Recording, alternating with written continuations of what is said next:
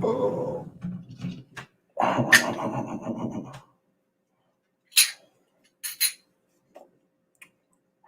Well, COVID coon, hey, what's happening? The one, let's get it in. There you go. There you go. Clear off some energies here. See anything stale hanging around.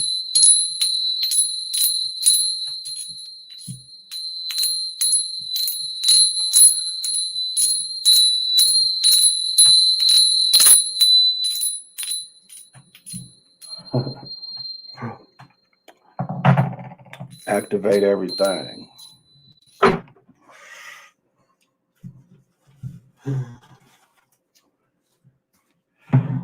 Well, this your first time seeing me. I am 8 Wind is Timeless. I am the holder of the continuous ball game of the Hero Twins. It all starts with a gentle sadness. I am the Galactic Daddy-O sitting on my galactic patio. From Minnesota to the universe. Welcome one, welcome all. Derek, strong discernment. I am not the first one. Funny. Oh, funny. Very funny.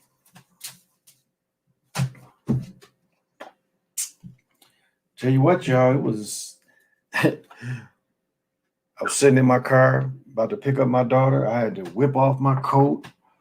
I didn't want to turn my car off because it was like still 12 degrees above zero, but it was like sitting in that car. I turned the heat off.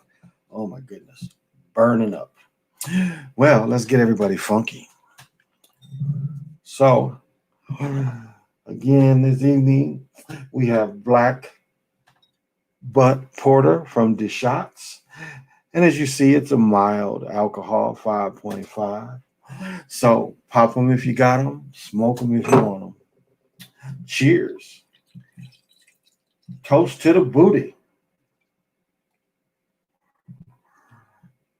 That is some amber goodness. Again, it's funny. I hear cats, and discovering the science that is down in South America and trying to compare them, saying we had brothers and sisters, but you have this in South America and nobody in North America does that. We do not bind our heads. And not saying that we don't come from them, but we don't do this. We do not bind our heads. So it's I understand where it's coming from, but we never had a practice in North America of binding our heads. And you bind your head to get out of the reptilian brain. You remove that from your consciousness. That's why it was done. Now, I can't say why they did it in Africa, but I can tell you that's why they did it here in America. Edwards dunk was crazy. Hey, read my soul. Yeah, Edwards. They interviewing him right now. I told you, this cat is. There was a guy named Tim Reed that came out of Michigan. I talk about Tim all the time. That could beat 5 players by himself. He's that kind of size cat. 6'4.5". Edwards might be about 6'4", 6'3", 6'4". I don't think he's quite 6'5", but he's been like this all season. Right now, I would say he's the number one for rookie of the year. And think about it like this. Edwards, if D'Angelo don't get hurt, Edwards was 6 man. And he was giving him 15, 18 being 6 man. So he's the new dog, no doubt. He's been playing like this the whole season. I'm like, this cat. And it's like everyone, he attacks. He's that size where he attacks. His three-point shot is getting better. Defense is active. So, yeah, it's definitely the dunk of the year, Sebastian. That's why I'm mad, because out of all the sports I go to basketball and football here in Minnesota the most.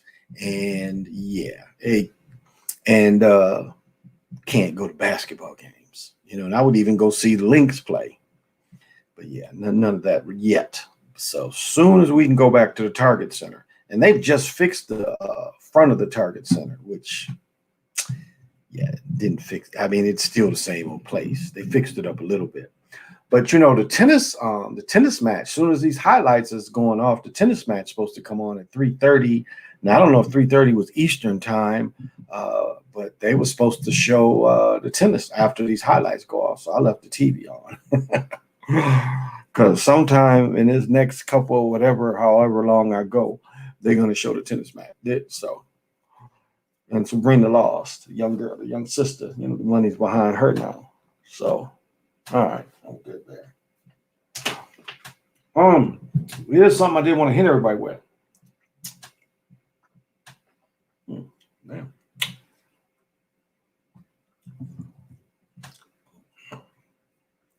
Whew. That was a tobacco explosion. Ah, there we go. I'll see if everybody's hip to this. Let me find it.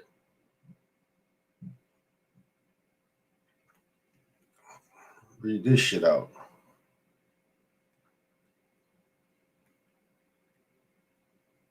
And I'll tell y'all, I'm so lazy to go get another phone. But shit, none of them impressed me, honestly. Yeah, right here. I know everybody saw this. Scientists clone the first endangered species. And so if I'm not mistaken, yeah. So I think these are ferrets. They're black-footed ferret, you know, part of the weasel family. The DNA was 30 years old. So they took a dead ferret, took some of his genes, put it in a fridge, and they were able to duplicate it. Now, after several attempts, they had made two. One died, but several attempts to try to bring this animal back. Now, remember, somebody took Ted Williams. You know, the Simpsons would already show, you know, somebody's head and shit. But remember, Ted Williams' head is frozen somewhere, or it might be his whole damn body, but I think it was just his head. But already, now remember, the big thing was when they cloned the damn sheep. But now they can clone almost anything. Other things under this talks about that they might try to, you know, recreate woolly mammoths. Hey, Moon Rock, thank you for joining me. So what do y'all think about that? If they clone a woolly mammoth, you know, your backyard, and it's just a woolly mammoth running down the street one day. They're trying to do Jurassic Park shit. You know, Robin Harris always said test tube baby. The first test tube baby got to be in her 30s now. That was around the mid 80s. So the first test tube baby is in her 30s, probably has children. So I didn't know if y'all heard about that. So if you want to look that up. Another part that was interesting, and they've been talking about this, and this is kind of, if you look at a spiritual concept, how you would survive something like this, you could only survive it spiritually, because physically it would probably, it would destroy a lot of this stuff. But they're talking about when the magnetic field last wasn't as strong. A lot of this goes into saying when the galactic, the poles shifted. You know, magnetic field went crazy. The poles shifted. North was south and south was north. And they have trees that they put the 42, but again, 42,000 years ago, they think this happened. Now, this is something that, yeah, so tennis match about to come on. This is something that the me or their mind definitely would try to fight. It would throw it all out of balance. Again, we are run by a machine. You know, this simulation we live in is simulated by a machine. That's why the stuff talking about them going to Mars and dropping some little shit off, how do they get out of the asteroid belt? How do they make it through the Van Allen belt? How could they possibly make it through? It's no way. It's no way it would make it through. All that other shit they talk about that's got way out there, that shit, it's no way. These Nazis is just trying, it's a distraction. Sebastian, what's happening? Are we trying to kill the people of Texas? It seems like it. You know, Sly hit on some shit that I didn't really even get on. It was like saying that the homeless, I didn't even think about the homeless down there, because the homeless down there can live all year outside. They ain't like up here. Up here, they brought most of the outside people inside. that cold the last few days, people ain't gonna be able to stand that last week. But down there, I hadn't even thought about that. People, passing in their cars because they want to sit in. If you keep your garage door open, you could sit in your car as long as be warm, long as you got the garage door open. Now, if people sitting in the garage and don't do that, you will suffer. And we've been watching reports about people. That new Ford has a generator. The new F-150, the 21 Ford F-150 has a generator on it. So people was running that through their crib. I think the one that was the most sad I heard about was people that actually had one of them expensive generators and the generator didn't help them. And then they showed a dude, in his house where the fish tank froze. And so it's all about the guns. It's all about, again, they've been attacked by floods in Houston. And now this is like, it's no way. It's like one of them things. It's no way that it should get that cold. And this is what you have to look at. Like where I live in Minnesota, we are equal to the Upper Peninsula of Michigan. So our weather is sort of kind of like that. You look at from Texas to Florida, Florida was still tropical. So what kind of storm would have the intelligence to go deep into Texas where all that warm air is and drop those cold temperatures like that? And I think Brother Nick was saying that Oklahoma was getting it pretty rough too. So yes, this is purposeful. Generators didn't work. Yeah, well, Rocky, I guess it just with the old people, the generator wasn't hooked properly to the system. And that is again why you want a wood burning stove in your crib with blowers. Now, of course, the blower is going to run on electricity, but you can run the wood burning stove without it. And if you wanted that system now, what I say last night, the system is not going to be, even if you bought it now, you couldn't get it put in for 20 weeks. So up here, we're more prepared, but it's making me next week. I'm about that damn, I've been wanting to get this stove and I'm definitely going to get it.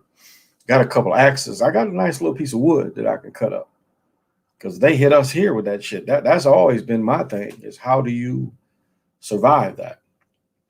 And something that Sly mentioned that I think we all should heed is, being able to walk with a backpack, survival backpack. Bullets ain't, light. When I carry my SIG with a couple clips, you know how heavy that shit is? A SIG with 22 rounds in that mug, and then you carrying two mags, it gets heavy, really heavy. So that's something to consider too. I've got the backpack that comes on your shoulder and you clip it here and it comes around your waist and you clip it. And you could put a plate in it. It's not really made for that, but it's big enough you could put a bulletproof plate. These are just some things to consider because other people consider this. So it's attack. Firearms are heavy. Yeah. I mean, if you ain't got something, you ain't got a sling, you ain't walking around just, G.I. Joe and shit. That shit's heavy. And ammunition is heavy. You got to wear the ammunition where it's the lightest on you. I just dropped my phone. This is like the 8th crack in my phone. Not sure how long it'll last. Oh, let me tell you, I had a messed up holder in my car. And, because of my hands, I drop shit all the time. This is the worst I ever did to a phone. Look at that piece of chip out of that. So do I buy $1,000 phone or do I pay $300 to get this fixed? It works. And I, like Ben could have got a phone. I'm not impressed with either one of them. If I get another damn Android, I know a year from now the problems it's gonna have. It says the focusing is better. The iPhone is already talking about with months of the iPhone 13 coming out. So the first test tube is 42. Think about all the bots they could make. Oh, she's 42 now. Okay. She can't be that old. That's got to be 80 something. She can't be from, what is 42 now? 70s? No, she wasn't born in the 70s. She had to be born in the 80s. Yeah, I guess from 80. 42. Wow. I could almost remember her name, Brown. Seemed like her last name was Brown. Could be right. Wow, she's that old. Yeah, yeah. I mean, see, you would almost look at that as a type of synthetic. Her being born in the test tube like that. And not really born in the test tube, just germinated and then put in a woman. Good, but Starfleet, thank you for joining me. But Remaso, I didn't know that. I didn't think she was that old. Good to Get When Technology Fails by good book to get is When Technology Fails by Matthew Stein. Another book is The Natural Remedies That You Find in the Woods. Oh, I can't think of the name of that book, but that's another good book to get. I have more cracks just like that one. It's still run. I can't believe it. 1978. No, I don't think that's right. I don't think 78 is right. I was in college or in my young 20s.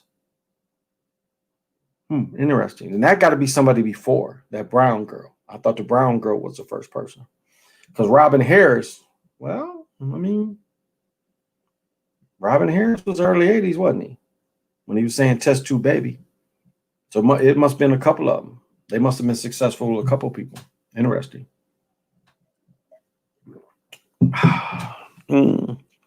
My mom is 44. Okay. They said she was born in 77. That can't be the brown girl, though. Was her T Gaming? Did it say the Brown? Was her last name Brown? She has 2 sons. Oh, okay, then it is. Yeah, she got 2 sons. Louise Joy Brown. Yeah, Brown. That's it then. That's it. I remember her name being Brown. I thought I was a little older. So I guess she was born because 78 was my fall. And then 79, I graduated. Wow. Yeah. I guess I would. Yeah. I've been graduated for like 41, 42 years from high school. So thank you for looking that up. I seen Sleepy Needle was in Kalamazoo. Yeah, he went into Pfizer. You know, Pfizer is in Kalamazoo. I've seen people on Facebook that I'm friends with. They was talking about how he was coming up to the job. So yeah, he went to Pfizer today. He went to Pfizer today. Yep. So, and then they're saying, the freezers and all that stuff.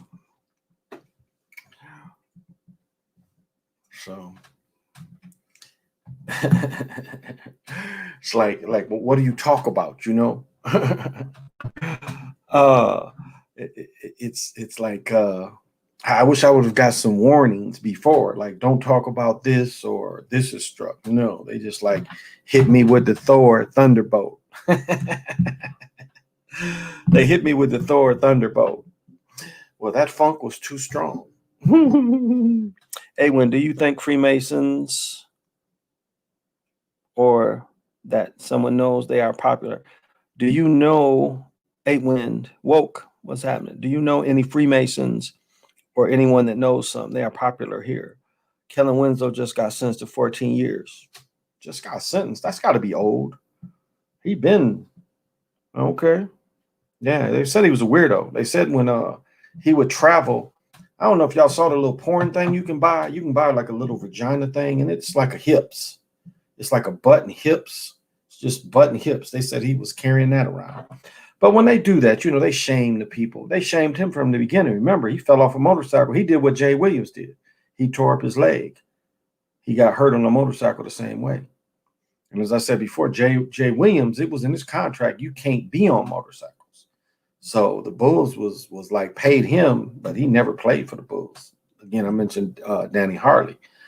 He went through a windshield. So, he never played pro.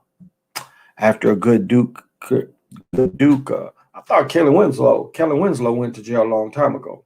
Okay, interesting. He deserved it. Sound like he was a weirdo. But it's straight up shame ritual. Shame ritual for his daddy, shame ritual for his career. Remember, he won the game in the national championship. Remember, McCarty was the back that turned the national championship out. I think it was Florida, Ohio State. When Winslow won the championship, Miami won. But McCarty got his knee tore up. And then McCarty was ready for the NFL season. Y'all remember that? National championship, his knee got tore up. By the time the season started, he was damn near ready. They said he took a plea to the sex crimes. Yeah, he had about 15 charges. He got about 15 charges. Old women. I mean, that's some dirty business to get into. Very sad story. It is. It's a very sad story. The guy had everything. This guy had everything, and wasn't like you could have just paid for it, but something was inside of him, and yeah, it's the price they pay. And look at it like this: they might even hit him with, "We're gonna have to take one of the family members out," or he hit this shame ritual instead of killing somebody. But I'm gonna go for that. Speaking of Hart, would Vince McMahon sacrifice Owen Hart, then became a publicly traded company the next day? Yeah, he would have been. It was a couple of them Harts though. It wasn't just the one. It was a family of them. So probably so. And remember, McMahon wrestled too. I don't know if y'all remember that. I mean, when he would go in there and just mess around, but I'm saying he was a wrestler. That's how he got into it. He was a wrestler, and wrestling was very sectional. Like a lot of cats was here in Minnesota, Michigan. I talked about Bubba Brazil. I mean, we had the Midwest wrestlers. Some of the old football players, Big Ernie Ladd used to be with the Chiefs. Wahoo McDaniels, those cats that Wahoo McDaniels played with Jerry Reisner that used to own the Panthers, and then Jets. One of the ex-Jets. Sex crimes are more time than drug crimes. Well, I mean, you violated people. Remember what they used to say about people that I think, check this out, here in Minnesota, the dudes who like violate children and shit like that, they put them in a jail by themselves because they was getting fucked up in the regular jails. That seems to be something universal across the country that people don't play. If people harm children like that, they get in prison, they get fucked up. So thank you, Edward Bailey. Good to see you. PJ, thank you. Thank you for the kind words. Oh, really good shit today. Let me tell you what I went through. So I had an EKG today. And what they do is they test all your nerves. So all my nerves is tested. I've had it done before. I've had both arms done. That shit hurt like hell today. I mean, they put electric shocks. They put the pads, and then they test the nerves. That shit hurt like hell. And then the doctor came in, and the doctor had pins. He sticks pins in your nerves. Oh my goodness. When I had it done before, that shit didn't hurt like that. That shit hurt like hell. I'm laying on the thing and I kept my boots on. He hit a nerve somewhere, and I remember my foot just with the boot on, my foot just jumped. And he like 7 or 8 needle shots into the nerve. That shit hurt. Now, I've had it done before. It didn't hurt so bad because they put little like fish hooks in me, and then they did it. Nah, he was like straight going in the nerve. I could tell he made me bleed. I could tell.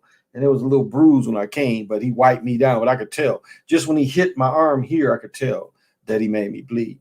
But he said it just, I'm probably not going to have surgery. Again, I got to see the elbow surgeon because I have, I believe this shit here is torn.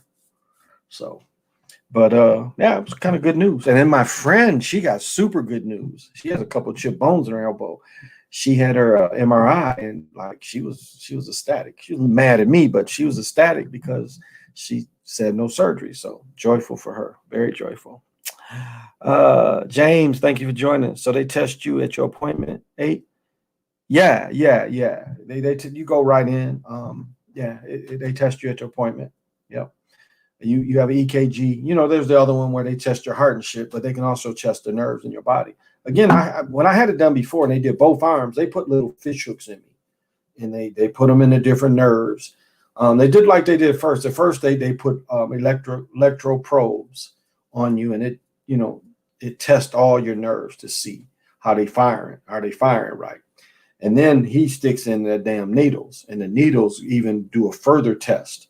And so they found out that my hand is still a little blocked in here, but overall, it's not bad. So, no, you didn't have to do none of that. None of that for COVID. No. They didn't let me wear my pull-up. They was like, you gotta, it was funny. She was like, you gotta wear, we have, you can't have, I didn't know the pull-up shit had a name. And she was like, you have to wear mask in here. And just think if I'd have wore my plastic mask in there, she would have probably really freaked out. And then I just whipped out the one that's got the copper and the silver in it. So I was like, yeah, I don't need that paper shit.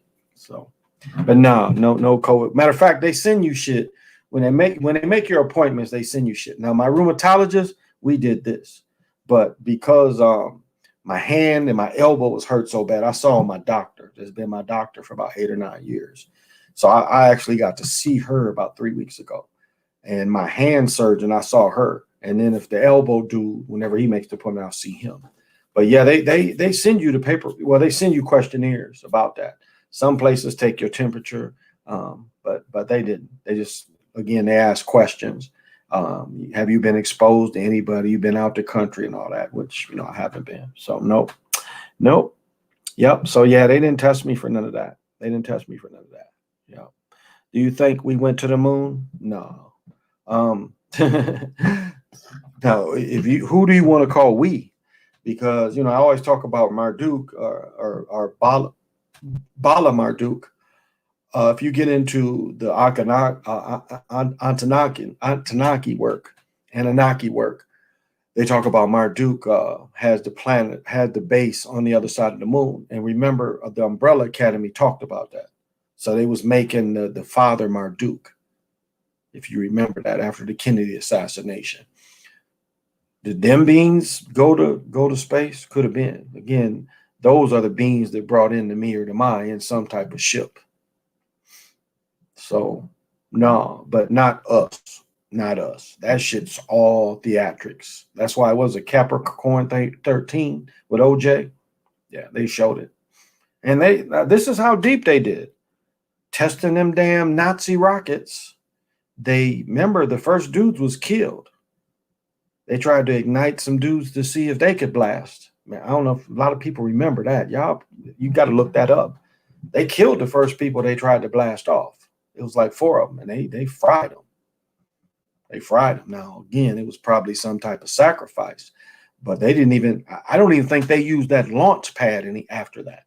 They moved and used other launch pads, but you can look that up. They fried 4 astronauts, which was probably a sacrifice.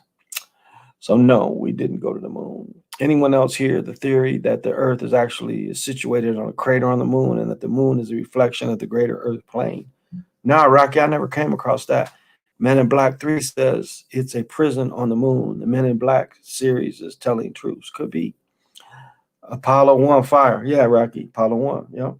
Yep. They named the mission after Apollo. That's the devil's proper personal name, according to Revelations. Interesting.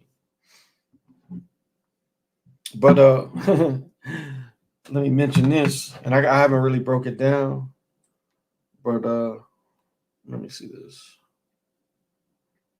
Where is it?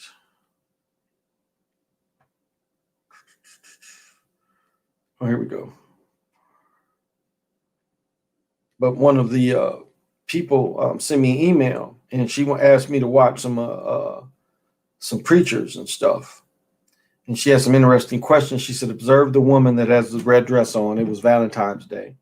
Observe her neck or her necklace. Observe her eyes. She never blinked, and she had the big eyelashes too. Observe the hands as she claps. Observe the continued clap. Do you think the camera crews was making adjustments, more clarity as her intention for what the reason? And what's funny is she says, how does she say it?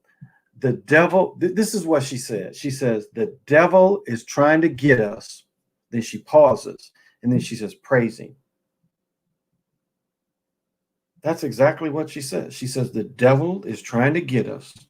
And then she's like, praise him. She didn't change subjects. She sat there and made you think she was talking about something else, that she was talking about praise Jesus. But what she clearly said was, her words was, the devil is trying to get us. We got to praise him. She was not talking about G. And again, the J didn't exist. So we know what energy they're tapping into. Again, the energy of money is something different. That currency is that demonic currency. that they want us all to strive for, and want us all to yearn for, and want us all to dream for.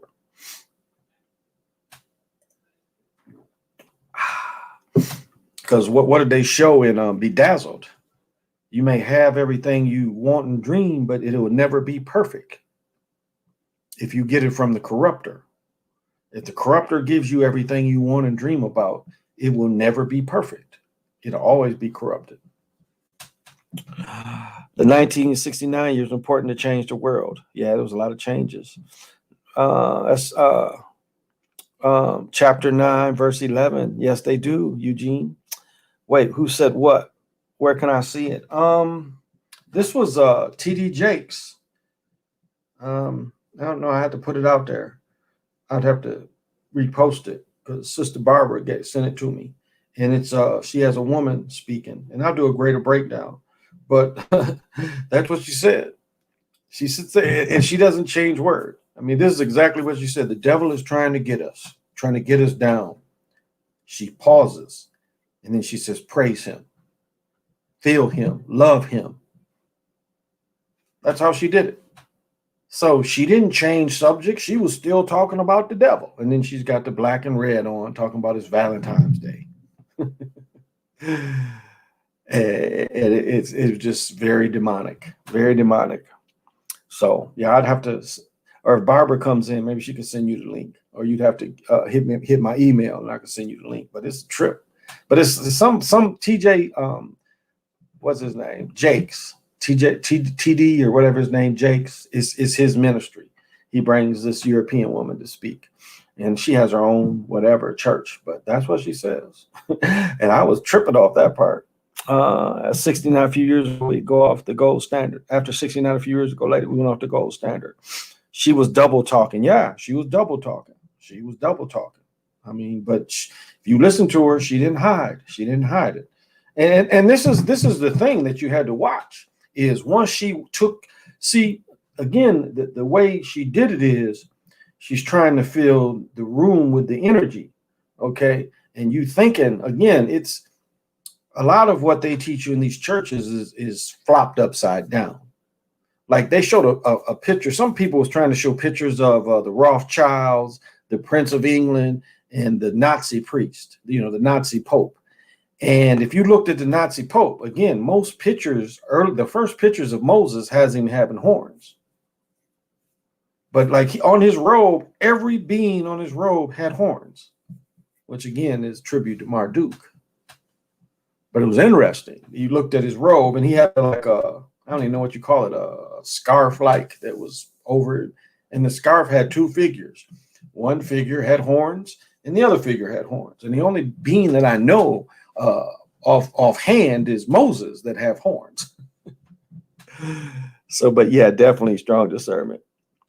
Oh, double talk is a Freemason communication. I agree. Yeah, I agree. Well, what Nixon did is Nixon actually he stopped because up until 69, gold you couldn't even hardly trade gold. When remember FDR made everybody turn in their gold and they gave them dollars. And shit, the dollar wasn't probably worth shit back then. They kept gold low. I watched a breakdown of somebody talking about the Wizard of Oz, and the Wizard of Oz is about changing from the silver standard going into the gold, because America was basically mostly silver in the Americas. The story of God is the true devil, worship, praise, and fear it. They inverted everything. Yeah, I read my soul.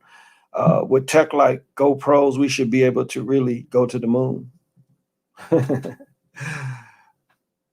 But again, remember, they thought that flying cars was going to be done in the 80s. The Jetsons, they expected flying cars in the 80s, which didn't happen.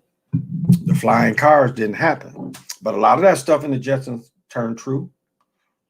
We got workouts on a video on TV. You can see a doctor. Like I was saying, a rheumatologist, I ain't meet with her. I'm just using this computer talking to her. So a lot of that shit. FaceTime was on the Jetsons. Somebody would call them at home and they would plop up on their phone with FaceTime, which you could have that. So This is this the last days that we're in? I don't think so. I mean, this is a prism planet. This is the prism planet, so it's been going on for a long time. FaceTime on Jetsons, yeah, in 62. You know, and the Jetsons wasn't none but the honeymooners. I don't think people really know that. Like with Jackie Gleason and the Honeymooners, it was the same show. So was the Flintstones. The Flintstones, like you had the Jetsons, the future. Flintstones supposed to be the Cro-Magnon man. You know, everybody had the Rock man, which gave a reference to the cave, but it was really just Jackie Gleason in cartoon. You know, the lovable loser. But it's the Cro-Magnon man. Like I was in Japan 13 years ago. They had FaceTime. Wow, Rocky. Prism and prism have the same root. Prison. Yeah, they do. It's the same thing. And Dr. Valentine was the first I ever heard say that. And I was like, wow, that's a good point.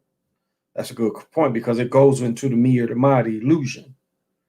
Because again, the illusion doesn't come with Mu, doesn't come with our universe. Our universe does not, there was no Big Bang, nothing started it. Our universe can contract and expand. And so there's no Big Bang, there's no alternative. But this machine that runs us, the me or the my, that's where the illusion comes from. That's where the fork in the road and every decision comes from, where it both happened.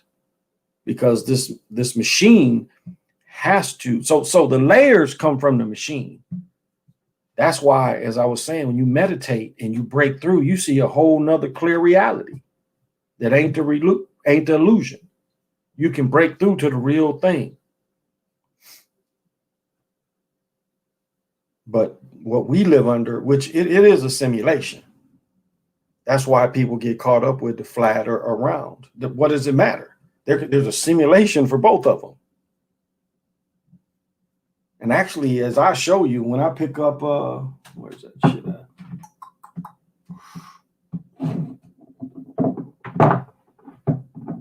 Oh, everything's gone.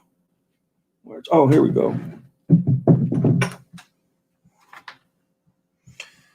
That's why when I pick this up to talk to, even talk about flat plane, and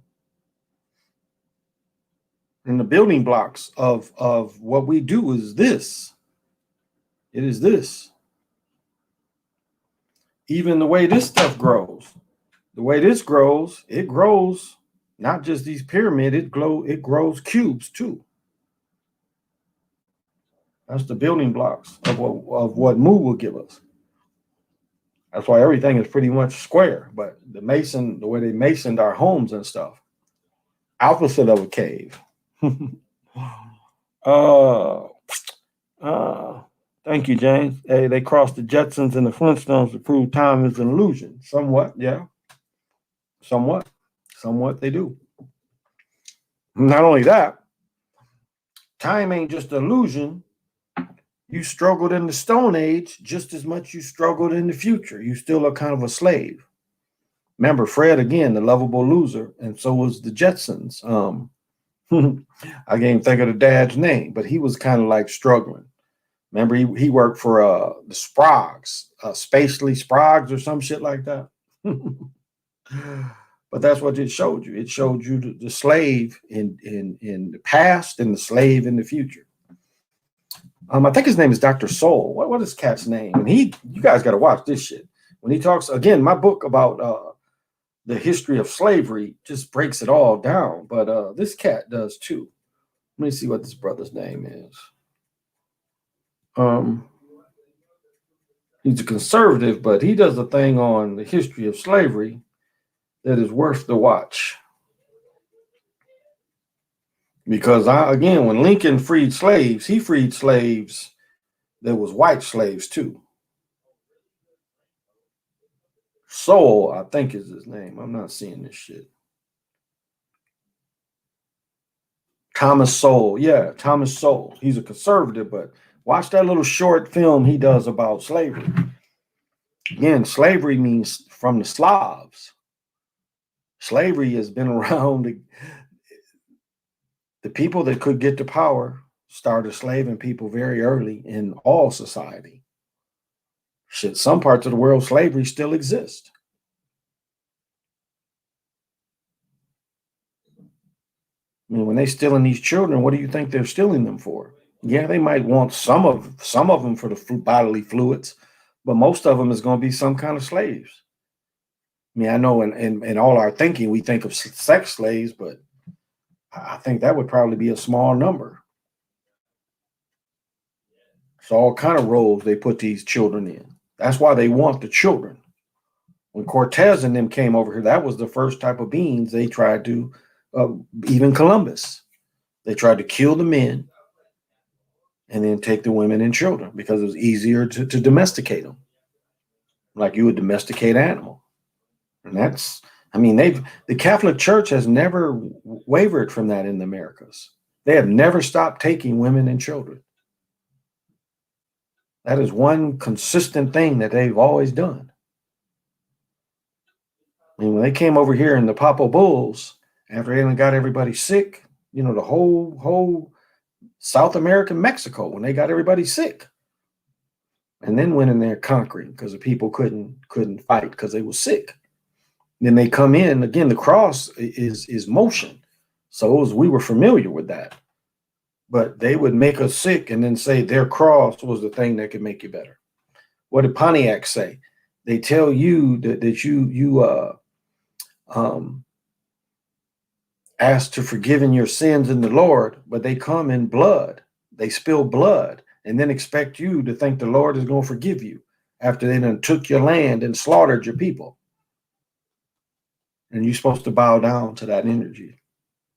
I mean, that's oxymoron shit. Women and children. Hey, Ryan, Clippers beat Utah. Yeah, I watched it. It was, the tennis match about to come on, but I watched that game. They incarcerate the men here to take our women and children. Seems like no one can see the correlation. Exactly. That was the crack thing. And that, people talking about reparations for slavery, which was Reconstruction, but reparations for crack. I mean, no one holds them accountable. Even when my man came out and said back in that they was the ones doing it. They invented crack. Freebase cost too much. I mean, when they pushed cocaine wasn't a cheap man's drug. Same with freebasing. It wasn't a thing that crackheads could do. They couldn't afford freebase. The CIA created freebase. They made a cheaper way. And they went to neighborhoods across the nation and set people up. Like, listen to the young brother that talks about he wrote the godmother a letter and all of a sudden he's screwing her into jail and he's booming across the country. They ain't take his money. He didn't do any time. And they try to tell you that, he made a deal and told on people. That's the lie they always tell. Made a deal and told on people. No, they put these people on. Deep Cover shows you that. Scarface shows you that. The government agents was the ones that was the biggest boomers. Always. They was always agents. Not saying one here or there didn't, but most of the time they was getting it from the agents. Maybe they wasn't agents, but the person they was getting it from was damn sure agents. I wonder what is time zone for us to confuse us. Probably so. Johnny Quest was good. Yeah, I like Johnny Quest, the original Johnny Quest. CIA. Bushes made crack in the 50s. Bushes made crack in the 50s. Interesting. I never heard that. I had never heard it used before freebase, but very easily could have been, because that's what Richard Pryor was on. That's what Sugar Ray Williams, the basketball player, they was on freebase. They wasn't on crack. Same with Marvin Gaye. When Richard Pryor tried to kill himself, he tried to kill himself because he couldn't quit freebasing. It wasn't crack. That's why Whitney would always say crack is whack, because she was freebasing, which again is a more expensive. You have what is it? Rum. They cut it with rum instead of cutting it with baking soda. So it's a more expensive process. I don't know if y'all remember the taxi cab confessions. It was a dude that got in the back of the taxi cab and the guy was like, "What are you doing? Smoking crack?" He started laughing. He said, "No, this is bass." I don't know if y'all ever caught that on HBO. So he's smoking bass in the back of the cab. Because the guy's like, hey, you got crack there? He's like, no. He started laughing. He's like, this is bass. But that's why Whitney Houston said crack is whack. They were smoking bass, a different product, which is, if you know how addictive crack is. And I've told the story many times about Kalamazoo, Michigan, where they wasn't even getting crack. They was getting something else and still showed the same behavior like they was smoking crack. Because I know at times they wasn't even smoking crack. I don't know what the fuck that shit was. But it was the same behavior on this thing they thought was crack. So you know it's all mental. Freebase, forgive me. I grew up in the suburbs. Bush Sr. lived in Oakland and went when it was suburbs. They lived in Watts. The Bushes lived in Watts or Compton. Watts or Compton. They lived in Watts and Compton, Derek. Yep. Well, okay. When you cook crack, you put baking soda in it. So when you would cook freebase had, instead of you would add, it would have I'm trying to remember the formula. So you wouldn't try to single it with the baking powder. You would single it, so they would put the ether in it, but then they would put the rum in it too. And so it had a rum base and it was a rum mixture to it. And that's how they would rock it up. Very similar process. But instead of baking soda, you added rum to it. So quinine. Quinine's kind of a downer. But if you watch somebody do it, it's all damn near the same process though. You know, the way you boil it up and all that. But you would get, let me back up. Okay, so when you take the cocoa leaves and you dip it in alcohol, I don't know if people understood that. When you got raw cocoa leaves, you dipped them in alcohol, or gasoline. You would put it in the gasoline, you would let it sit. So then you would strain the leaves, and what the leaves had is pure base. It would be pure base. They throw the leaves away, and they would have a base in the bottom of it. And that's in Colombia and them countries, they just dip their cigarettes in base and smoke it like that.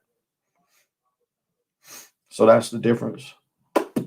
But to extract it, you would use a rum formula, and the rocks would look the same. It's the same kind of rocks that look like crack. You cook it the same way. But yeah, to extract it. Yeah. Quinine to extract. Okay, I see what you're saying. They would cut it with the base. Yeah. So a more expensive process. So you're getting it right fresh off the leaves.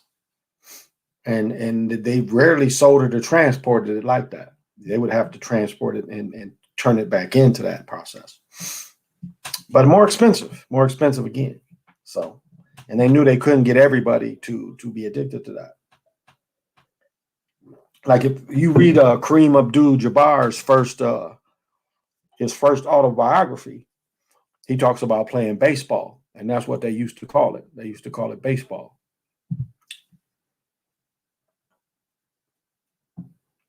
So not the same as crack. More addictive. Trap House Kitchen.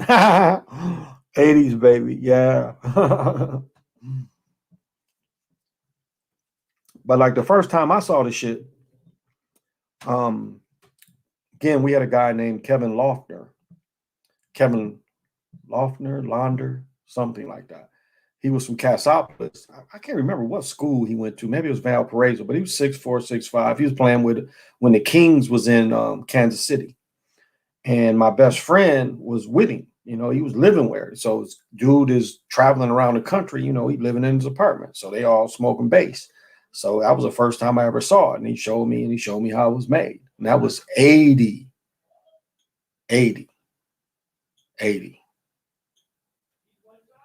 Yeah. And he was like, yeah, this is bass. So I was exposed to it in 80. Yeah, I went home to Christmas of, I want to say it was the Christmas of 80 going into 81. And, you know, he had came back from Kansas City, and that's what he was doing. He was like, yeah, this is bass. And the same way, but see, that's the difference is you had to have a torch. With crack, you just had a lighter.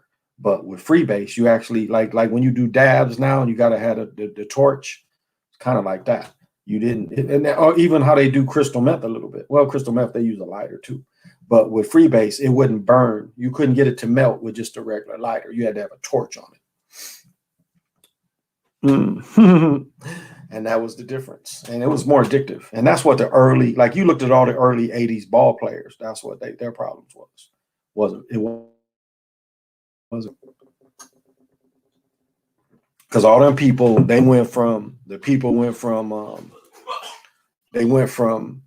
doing powder to all of them started freebasing.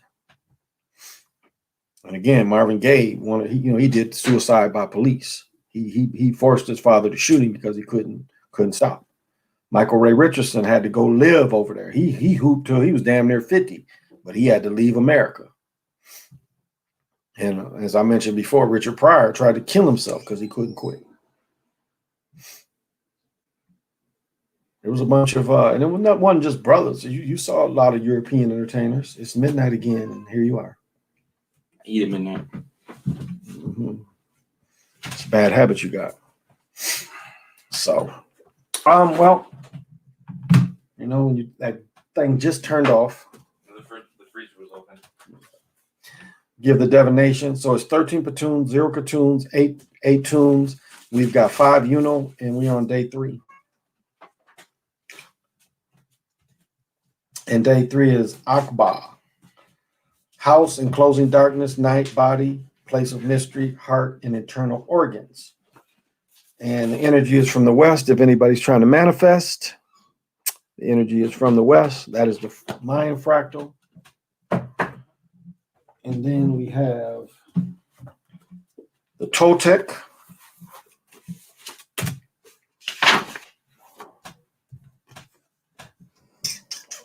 In this image, we see a girl who went to Kali, the sacred house.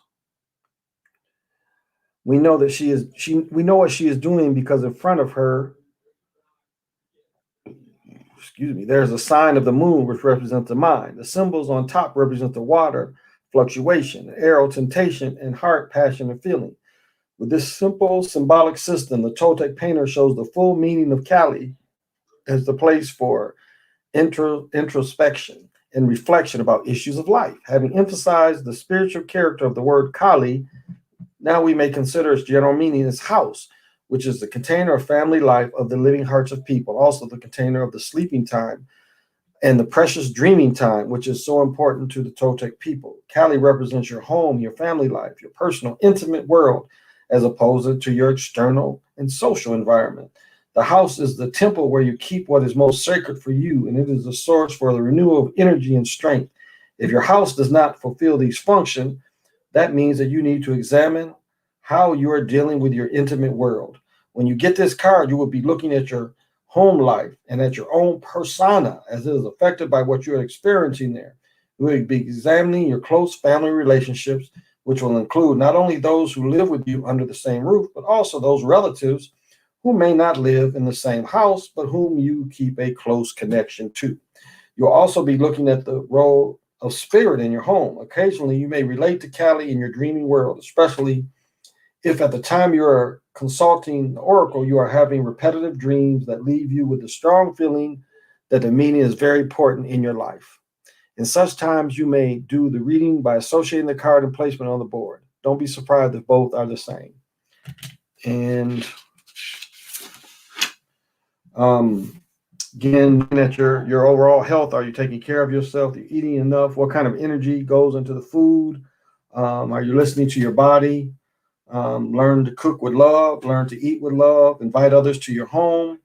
At least once a week, have a special breakfast, lunch, or dinner. That's something that till my children really all left that I made them do is we all had dinner together almost every night. When I cook now, even with my daughter, it's just her and I make her sit down here with me and we eat. And that's something that, I don't know, I caught later. It just said it made children that went through this had stronger character as they grew. But that's something I used to always do. Birthing chair. The crystal meth is so popular here in social. These young people are it tough. I am 30 and shocked to see many young junkies. They changed the cocaine laws to cause basketball player. Oh, you talking about Len Bias? Talking about Len Bias. When Len Bias died. When Len Bias died, they didn't really change the laws. It just, I think they killed Len Bias too. I really do. Because what you got to remember is Len Bias died, and then a week later, Don Rogers, who was playing for Cleveland, he died the night of his bachelor party. They say he OD'd. That's no mistake. And I told you the story about, I used to know a girl, if you look up the 30 for 30, when they talk about Len Bias' death, they talk about Brian Taylor. I used to know a girl that dealt with him. And the cocaine was almost impossible to get. It was wasn't the blue stuff, because medical cocaine is blue. My son had a piece of wood in his eye, and they brought the little. That's where Sigmund Freud lost the money, because the money in cocaine was used in eye surgery, because you could put a drop of cocaine in your eye and then you could do shit with eyes. And so the person that figured that out has made the money off of cocaine. And I remember there was a little bottle. She said, I wish I could give it to you, but I can't give it to you. And there's this little blue solution. And then they talked about Elvis Presley used to have that shit. He used to have a bottle of that shit and would have fucking Q-tips and just stick that fluid up in his nose. Be on. He would be on. So same with Joe Louis. They got Joe Louis, going after him with all the taxes and shit that wasn't his fault, because he wasn't illiterate. He was illiterate. And then they got him hooked on cocaine and made him paranoid. And Joe's health deteriorated. I think Joe didn't even live to be 70. I think he died in his 60s. Matter of fact, I think when he died, he wasn't even walking. I think he was in a wheelchair and shit. They had broke him down so much, hounding him with taxes. But yet he was in their armed service, recruiting brothers. I mean, Joe Louis was the reason why Jackie Robinson became an officer. Jackie met Joe Louis, and Joe was like, man, you really intelligent brother, graduated from UCLA. You probably could go to officer candidate school. And Joe Louis helped Jackie Robinson get into officer candidate school. And then they tried to court-martial Jackie for getting in trouble, with people. Because on some bus shit down south, wouldn't get off the bus. A bus driver called Jackie all kind of niggas, and Jackie tripped because when his people came, the army apologized to the bus driver. Like, Jackie was wrong. Jackie he wasn't convicted. He wasn't court-martialed. He beat the charge, but he got out of the service shortly after, because it's like, this is foul as shit. We're supposed to be in the military. And then here you are siding with civilians. And remember, Eisenhower, I want to say Eisenhower, that integrated the armed forces. I want to say Eisenhower's mama was a Moor. So I think she was listed as mulatto. So yes, I was talking about J. Edgar Hoover, Some of these cats that had, they wasn't just all European cats. They try to keep that shit secret, but you look they shit up. What do you think they killed Len Bias for? For agenda? Don't do drugs? I don't know if anybody remember this, and I don't remember what show it was, but Reggie Theus was on a TV show. I want to say it was Arnold, but maybe not. Maybe it was A Facts of Life, but I don't know. But Reggie Theus played a character, and he was in the school, and everybody left, and Reggie was in the school by himself, and Reggie did some lines, and he OD'd right in the school. That was around the Len Bias shit. So they killed him. Again, he's in DC. They killed him because he was sacrificed, I think, for Michael Jordan's career as well. I think he was a Michael Jordan sacrifice too, because him and Jordan were about the same age, or Jordan might have been 1 year older. I'm not sure. So I think that too. But Don Rogers, people forget Don Rogers. Don Rogers' brother played with the Lions, was a first-round pick. I don't know if Don Rogers was a first-round pick. I don't remember. But his brother had all kind of problems. His brother got drunk driving while playing with the Lions, because his brother, his older brother was playing with pros and then dies before he's supposed to get married. So the younger brother goes to the Lions and has all kind of problems, fucked up over his brother's death. People forget about Don Rogers. It was a week later. So that's not an accident. 2 football players OD, or 2 pro people OD a week apart on cocaine, which is almost impossible to OD. I mean, how many crackheads you hear OD? Most crackheads can smoke all night. I mean, but again, like they said with Janis Joplin, they said the heroin that killed her was a stronger form of heroin that could not have had. She could not have, she would have fell right out as soon as she did it. It was a stronger version, not the normal kind of stuff. So he was attacked, and I believe he was attacked by Reagan. Reggie was in hang time. Was Hoover mixed? Yeah, Derek Hoover was mixed. A lot of hid their native and black blood. Oh yeah, absolutely they did. Right, read my soul. Yeah, but Hoover, I don't even know if Hoover was mixed. I think he was just a light-skinned dude passing. If you looked up his family history. Do you really overdose off pills? Yeah, people usually overdose. Yeah, and like my neighbor down here, she shoots crystal meth. So I think what happens is people that like shooting it, she shoots them up. A lot of people can't do it. Like John Belushi couldn't do it. And that's just listening to her. That's kind of her thing. And I think people come to her. But it was 6 months ago. They had to hit her with the narco stuff. We went in there afterwards, and the can is right on the bed after they took her out. Her son had to go spend the night with some friends across the street. But she killed her husband like that. She shot her husband up with crystal meth and killed him. Cleaned up instead of calling the police. So I hate talking to her because that's all she talk about. That death is just on her. That's all she talks about. So I know she uses that shit to, forget about that. Richard Pryor told a joke. He said, you talk to a junkie and they, you come back, you talk to a junkie for 15 minutes, then you leave and come back. The junkie's still talking about the same shit. That's how she is. I gave her some eggs and some shit today. Because her son, she'd be gone all the time. And her son would come up and like, can I have some eggs? That's some of the shit he can cook. So if I have extra eggs, I always take them down there. At least I know he'll have that and nothing else.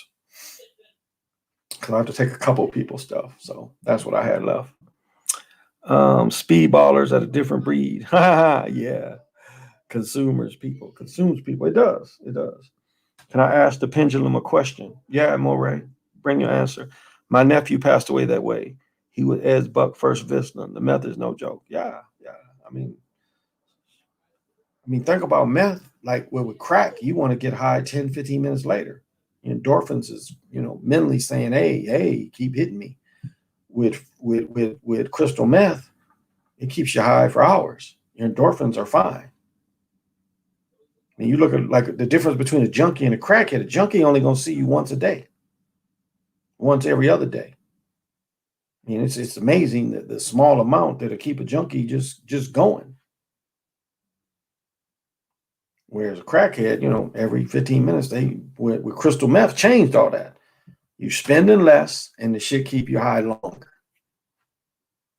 That's why the rural people, which it affects mostly, it's not really a big city thing. It's more of, outlining areas. Do I have blood clots in my body?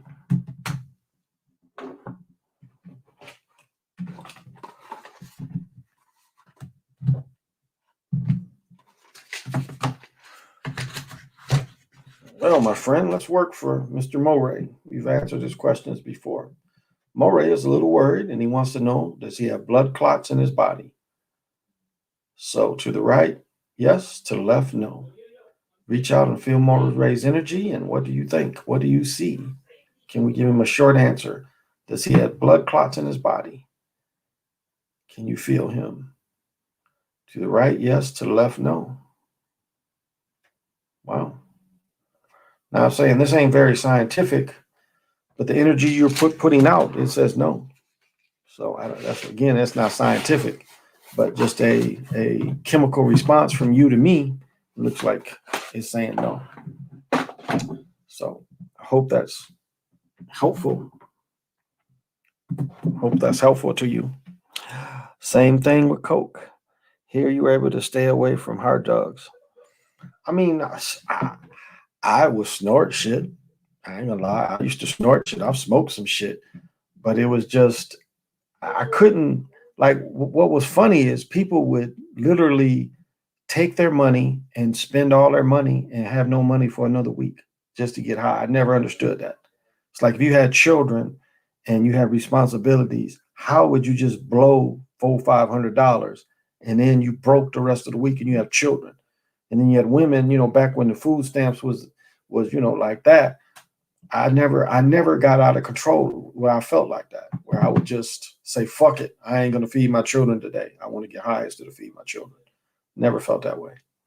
It was never all or nothing for me. Now again, having it, I like snorting the shit. And you can get to snort the shit where your nose closed and your nose be like you can't snort anymore. And then we get fucking preparation H and put in your nose. And preparation H would take the swelling out your nose. But I mean, that's how it can get. Were you able to? So that was just my way. I always liked smoking weed more. And I never had the thing where just that was it. I never understood how dudes who got paid and just fucked their checks up. Plus, I liked hustling. I always liked hustling. Yeah, kind of. Yeah, somewhat. I knew cats that go forever chasing the high. That's what turns me off. Yeah, exactly. Exactly. Yeah, I'm talking about coke. Yeah, I didn't mind snorting it. I mean, again, I was, I had a chemical. I don't know if I ever told this story. This cat came on, and it's a book called Dr. Freeze? But it talked about, and this cat had to be an agent, but he was a dentist. And this cat was one of the first dudes on the East Coast that was really booming. But in the book, they talked about this chemical you could buy, and you could put this shit on the coke, and you could double the coke up. And I don't mean like a double up. I mean this. You could take the key, or you could take an ounce, and you would spray this shit on there, and you would just keep turning it under the heat lamp, and you would take a half ounce, and you would literally turn it into an ounce. And it didn't matter if you cooked it down. It didn't matter if you just snorted it. It kept that consistency.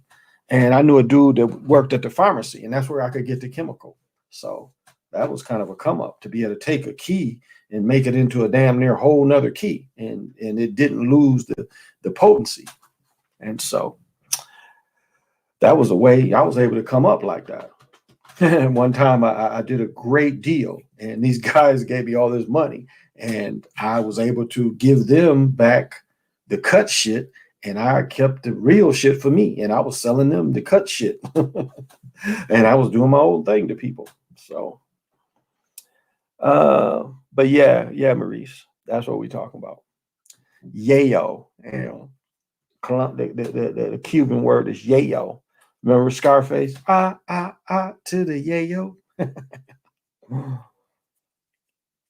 But I mean, again, wasn't something that you could do forever, because it's something that was run by the police and the government, and they was looking to put you in jail.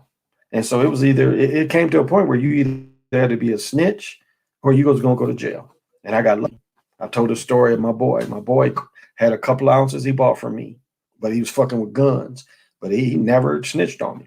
And it was, I never touched the bag, gloves and shit. So they wasn't going to look in the bags to find any of my fingerprints. I was, a little smarter than that. But, just luck too. Just luck. That's a big thing, that when you're a hustler, you got to have some luck on your side. And just was lucky. Never got caught. Didn't go into traps. I would see and that's the thing, is these agents would always try to put you into traps. well, come, and this is, I've said this before, how stupid you had to be to go in a hotel room. Like I never got that. To me, that was never a good way to hustle, is go in the hotel room. And I had two dudes that I knew went down like that. One, these was an uncle and a nephew. They both went down the same way. Like neither one of them learned, don't hustle in the hotels. They got people on the other side that's filming you and shit. And both these cats went through it, and both went to prison. I remember selling weed in my 20s. What's the best gun to own for your house? it is always a good thing to have a 12 gauge because a 12 gauge will penetrate through walls and floors. And so, however, you're talking about something this big.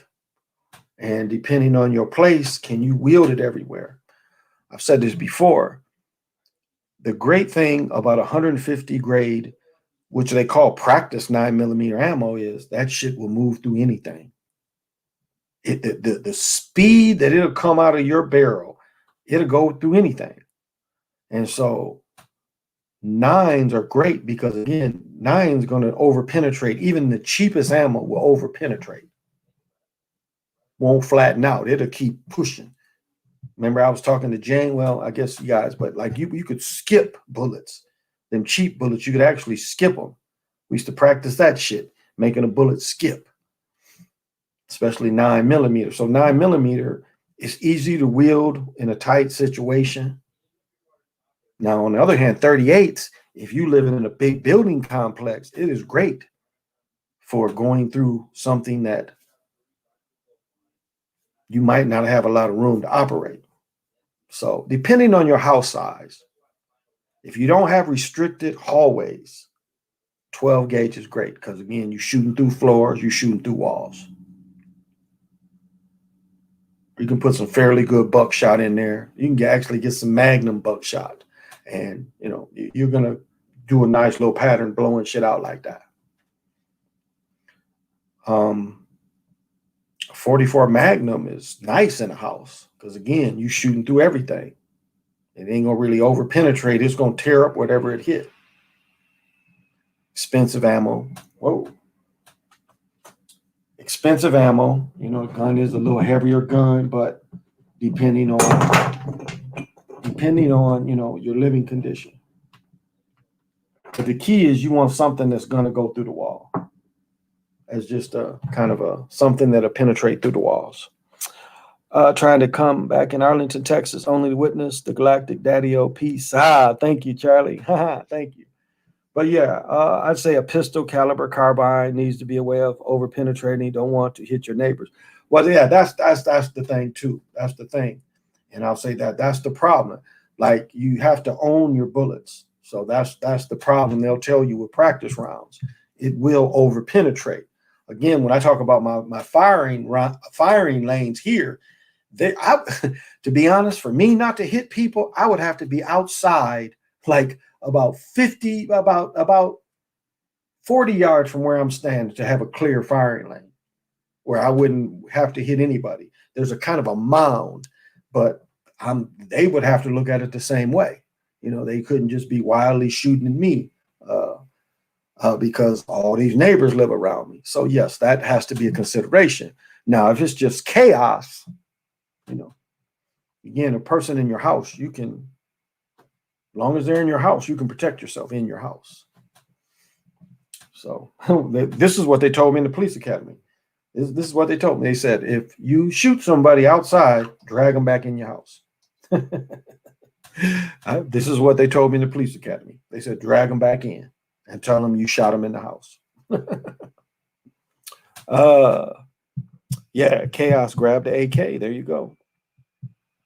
Yeah. You don't want to hit your neighbors, right, James? But I'm saying if everything is just free for all, then it doesn't matter. So, but if you're just saying, if somebody breaks in your house and you don't want to over penetrate, then of course you're going to go through a higher grade 9. Something that's going to mushroom. If you hit somebody, it's just going to hit them, maybe hit some bones and not penetrate so far. Shotgun will do that a little better. Shotgun ain't going to travel very far. If you did have to shoot through a wall or shoot through the floor, it's going to tear up like right there. So you have to look at your living conditions. But the thing about a 9mm is the ammunition is going to be the easiest to get. The two things about having an AR and a 9 is ammunition is going to be fairly easy to get. If you do shoot people or in shootout or there's battles, that's what's most likely going to be laying around. You're going to see ARs and you're going to see 9s. And so you can pick them up, or you can, you see the dead people, you can grab their rifles or grab their ammo. It's going to be fairly common. Now, if you go into a SIG 357, maybe even 40 caliber, might not be so much. So that's kind of a military way of looking at what would be out there once you start. Once this starts, what will be most likely out there? And that's most likely what you will find.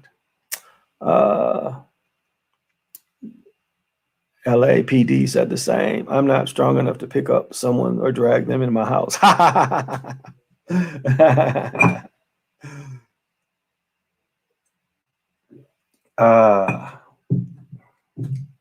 But that's why I'm a law-abiding person. I did have to go off this summer, and it's like I'm having problems with brothers. You know, all this going on, and brothers is giving me grief. So, 9mm AR and shotgun, you good. Teach the wifey the 9, show the title, show the little 1 AR, and you take the shotgun. And like with my SIG, I got a brace, and I was about to get a silencer put on this because it's a little brace that they make that you can put that SIG in, and it turns it into a carbine, and it turns it. SIGs are, I love SIGs because they're naturally easy guns to shoot, easy guns to put down range for almost any hands. The 226 is a great gun. It's all metal though. So now the 320s is, you know, they copy Glocks. It's a lighter gun. And again, 22 rounds in this ride, it's heavy. But the little brace, are you talking about a sweet shooter? Accurate, I guess is the word I'm looking for. SIGs are just naturally accurate guns, but you put that brace on it and you talk about from 50, 75 feet shooting accurately is something. Yeah. You know, again, maneuvers is you want to shoot and move forward. That's the thing. It's in the cover. That's what you got to consider too, is cover. You want to shoot behind cover. That's something very important in the house. And cover can be shit, your fridge. Cover can be your stove. I mean, you know, you outside, you want solid things where you ain't be, you know, the things won't penetrate. But cover is the biggest thing to consider too. You know, shoot from cover, not being out in the open. You remember a Platoon, the dude stood straight up during the shootout. Got hit first day, first night in Vietnam. He gets killed because what does he do? He stands straight up. Oh, excuse me. Don't teach your wife how to shoot. She might take a shot at you. I feel you on that for some reason. Our tripping heavy. Peace in the tribe. Thank you, Kim. I'll say this. My first wife was the sweetest little woman in the world. And I would come in when my 31-year-old was a baby. I don't think Brennan was born. And I would put my guns, like we had the old-fashioned TV cabinets, and then I had 2 speakers on top of the TV cabinets, and I would put the guns up there. You know, so I knew the young one not come home and just stick them up there and then go get myself and take a shower, then take them upstairs and lock them away. Well, we was arguing about some shit, and no, she doesn't pull one of my guns, because I used to carry like 3 guns. I was one of the first in our department to carry a 40, and I would carry it in my vest. And then I had the SIG on the hip, and I carried a 357 Derringer, little 2-shot Derringer. Again, you have to be careful of them because you can't dry fire them or you break the firing pin. Not very accurate guns, but just in a pinch, it's better than nothing. And this chick jumps up. We arguing some shit. She jumps up, grabs one of the pistols, and she's like 3 feet from me, like, I should kill you right now. She was that upset. And I don't know, something, she turned her head, and I was able to grab it from her ass. One time we was arguing, and this is a true story here. One time we was arguing, and she had pissed me off. I went upstairs and got my shit, and she had pissed me off that much. And now I know I was going to hurt her, but I'm like, yeah. And I heard a radio go off. And I was feet away from being face to face, holding 2 guns facing a cop. If I wouldn't have heard his radio, I would have been like feet away from this cop with 2 guns in my hands. Already out. I had the guns. I was holding the guns. And luckily I heard his radio. And so as I came down the stairs, I just put the guns down and came in the living room. I'm like, you got a warrant? Where is there something going on? Look at her. Is anything wrong with her? Do you have a warrant? Why are you in my house?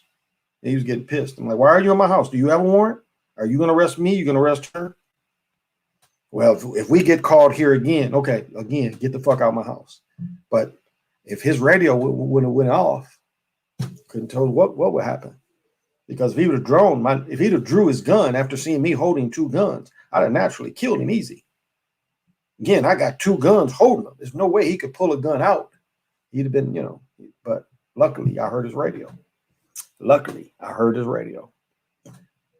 Which again, luck plays an important part, in those kind of situations. It's better nothing happened. It was way better nothing happened. But again, my mentality, got pissed at her, was really just going to scare her because she had pissed me off. And it could have turned into something deadly. And so luck is with you sometimes. But I'll say everybody, if you can buy wood, buy wood. We got probably another month or 2 of cold weather. Buy wood. If you just have barbecue grills, again, might be easier to heat the grill in your garage than your whole house. You can burn wood in your grill. You can get a couple grills. So keep that in mind. I mean, if you have to, you can get some heat off of them. So, and remember, try to get dry wood because green wood doesn't really burn well. So if you can get a cord of wood, if you're able to. So just keep that in mind. Most supermarkets now, you go into them, they sell wood, little wood bundles, $4 or $5. You can get a little bundle of wood. So if anybody thinks, you're going to be in those situations, you can survive. I've been bullshitting. I've been looking at this stove and it's $50. And I bought the pipes for the damn thing, but I ain't bought the stove yet. So I got to order that thing because I've been seeing this, that this, again, they've been calling it dark winter and shit. They want to break the will of the people in Texas. Because again, mentally defeated people won't be a great fighting force. And that's what they're trying to do to Texas. They're trying to mentally break them down. Because Texas is the most armed state in the world. In the world. Most southern western states are more armed. Police presence grounds for divorce. Yeah, we end up getting divorced. Have I ever been shot at? Shit, yeah, that shit ain't fun. That shit is not fun being shot at. The first time I was shot at, and I told this story, it was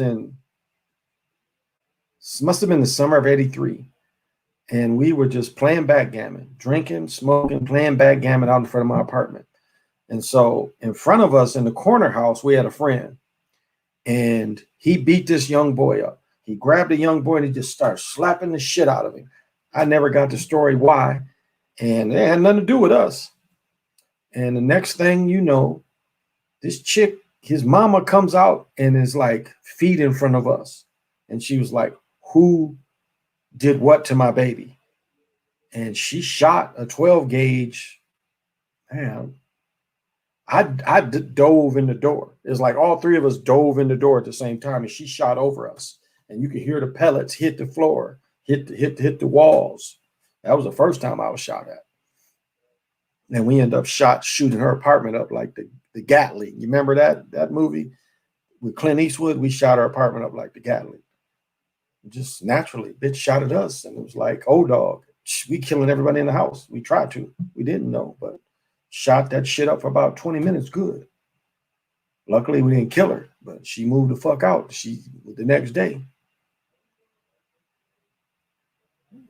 So that was the first time. And the second time I was in a shootout, some dudes tried to rob me, and I stopped them from trying to rob me. I was just selling weed. They was trying to rob me for weed, and I was able to break 2 dudes down with guns pointed at me, fighting them and shit. And had a shootout with them. And that's nothing fun. Being shot at ain't fun. I ain't glorifying that shit. That shit ain't fun.